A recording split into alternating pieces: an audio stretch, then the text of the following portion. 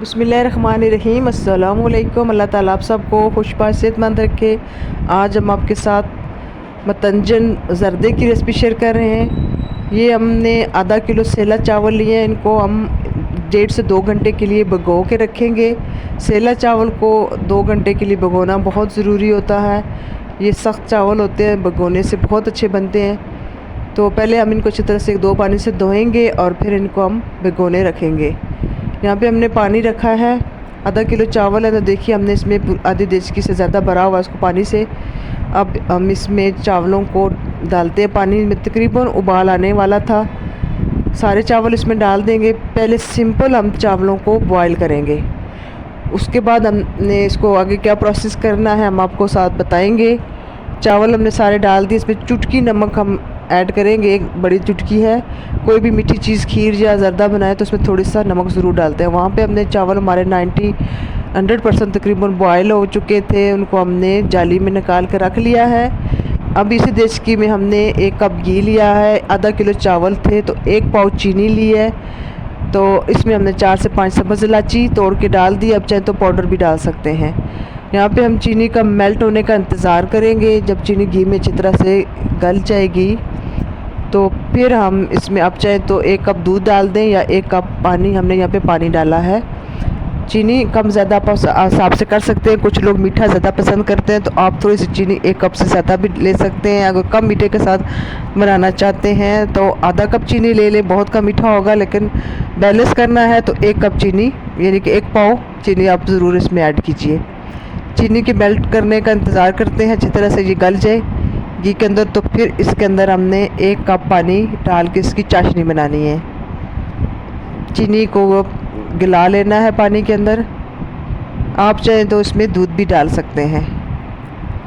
चीनी तकरीबन पिघल चुकी है घी के अंदर। इसको कलर नहीं आने देना। अगर ज़्यादा देर छोड़ेंगे तो ये ब्राउन होने लगती है। बस इसके अंदर हमने 1 कप पानी डाल देना है और इसको पकाना है, चाशनी बनानी है। जब ये अच्छी तरह से पक जाएगी, ये खुद अभी ये सख्त होगी। ये जैसे ही आप इसमें पानी डालेंगे ये पानी इसमें उबाल आएगा तो ये खुद ही मेल्ट होना शुरू हो जाएगी। चीनी अच्छी तरह से मेल्ट होगी। चाशनी हमारी पक चुकी है 5 से 7 मिनट। अब हमने इसमें चावल जो सेला चावल बॉयल करके रखे थे वो इसमें ऐड करेंगे और चमचा घुमाकर सारा मीठा और चावलों के साथ मिक्स कर लेंगे ताकि चावलों के ऊपर चाशनी अच्छी तरह से कोट हो जाए। अच्छी तरह से मिक्स करेंगे।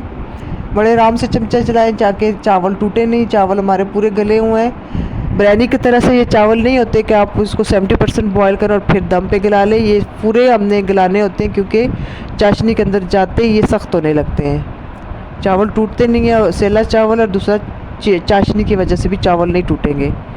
यहाँ पे हमने थोड़ा सा दूध ऐसे डाल दिया है। अब अक्सर हम रंग में दूध को घोल के डालते हैं। रंग हमने पानी में घोल लिया है। 3 कलर हमने इसमें ऐड किए हैं, रेड, ऑरेंज और ग्रीन। आप भी इसी तरह से 1-2 रंग इसमें डाल सकते हैं।